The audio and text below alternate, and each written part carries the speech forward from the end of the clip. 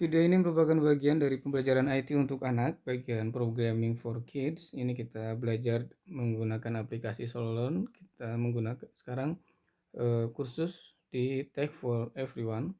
Dan di Tech for Everyone ini sekarang kita sudah sampai pembelajaran di 2.3.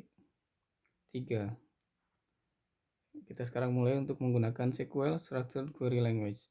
Bagi yang belum mengikuti video sebelumnya, bisa diinstal aplikasi, kemudian mengikuti video-video mengenai pembelajaran-pembelajaran di seluruh Tech for Everyone ini. Sekarang kita hidup di dunia yang penuh dengan data. Nah, jadi pada prakteknya itu kita akan mengakses data dari database.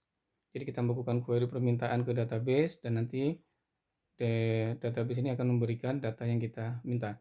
Di pembelajaran kali ini kita akan belajar untuk menggunakan standar SQL, bahasa database untuk mengakses dan memanipulasi data yang tersimpan di database.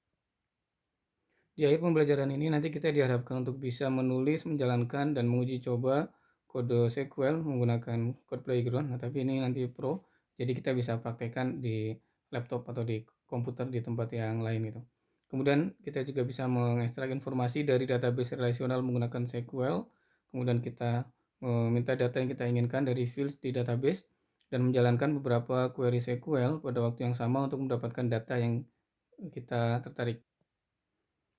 Di pembelajaran kali ini kita akan menggunakan database yang sangat sederhana dan databasenya kecil. Ini untuk toko furnitur supaya kita bisa mempelajari query-query dasar mengenai SQL. Jadi di database ini ada dua tabel. Yang pertama tabel products, kemudian yang kedua tabel order. Di tabel product ini ada kolom model ID, ada kolom product name, ada kolom product price. Kemudian di tabel products ini ada 1, 2, 3, 4, 5 records atau 5 baris. Dan di tabel orders ini ada kolom order ID, model ID, order quantity, dan order date. Di tabel orders ini ada 1, 2, 3, 4, 5, 6 records atau baris. Nah, di sini kita diminta untuk mengisikan informasi. Yang pertama, berapa jumlah tabel di database. Yang kedua, ada berapa key connecting the tables atau foreign key. Nah, kemudian ada berapa jumlah kolom di tabel orders. Selanjutnya Code Playground. Ini kalau yang belum beli yang pro, ini bisa dijalankan, dipraktekkan di komputer atau laptop. Select product name from products. Ini nanti kita akan meminta data dari tabel product name dari kolom product name dari tabel products. Query pertama kali yang akan kita jalankan ini menggunakan kata kunci select. Nah, select ini adalah perintah yang kita gunakan untuk meminta data dari database yang hasilnya nanti akan disimpan di tabel result. Nah, kita hanya perlu untuk menentukan kolom mana dan dari tabel yang mana. Pada contoh query ini, kita meminta kolom product price dari tabel products.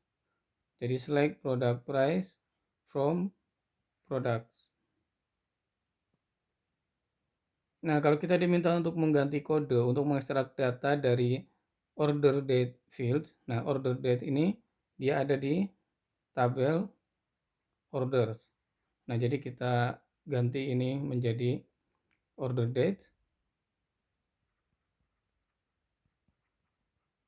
Nah, kemudian tabelnya ini dari tabel order. Nah, kemudian pilih jawaban yang benar untuk mengisi ini tempat yang kosong dari pilihan yang tersedia. Nah, ini ke mana?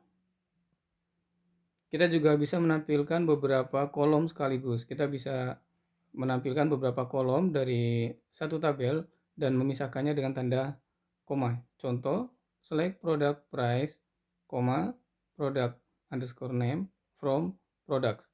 Nah, dalam kode ini kita meminta untuk menampilkan dua kolom.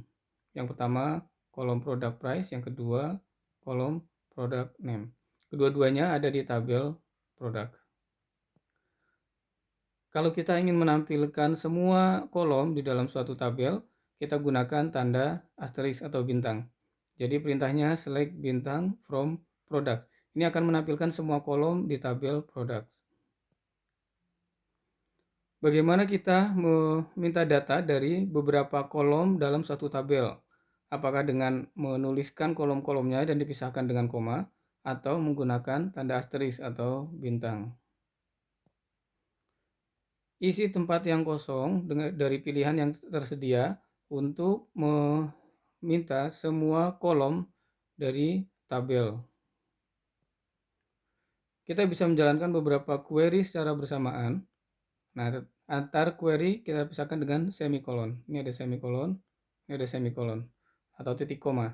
Jadi ini ada query yang pertama, ini ada query kedua, dan di akhir query itu menggunakan titik koma. SQL tidak mengizinkan kita untuk menjalankan beberapa query dalam waktu yang sama. Nah, mereka meminta kita menjalankannya satu persatu. Apakah pernyataan di atas benar atau salah? Karakter yang mana yang akan digunakan kalau kita ingin mengakhiri query? Apakah asterisk, tanda bintang, apakah dash, apakah full stop, atau semikolon? Query yang lebih advance. Nah, yang baru saja kita pelajari itu baru permukaan dan sangat sederhana. Nah, SQL ini memungkinkan kita untuk menyaring dari hasil query atau mengelompokkan atau mengurutkan data. Juga bisa mengkombinasikan data dari beberapa tabel. Kita juga bisa menjalankan operasi dengan data dan banyak lagi yang lainnya.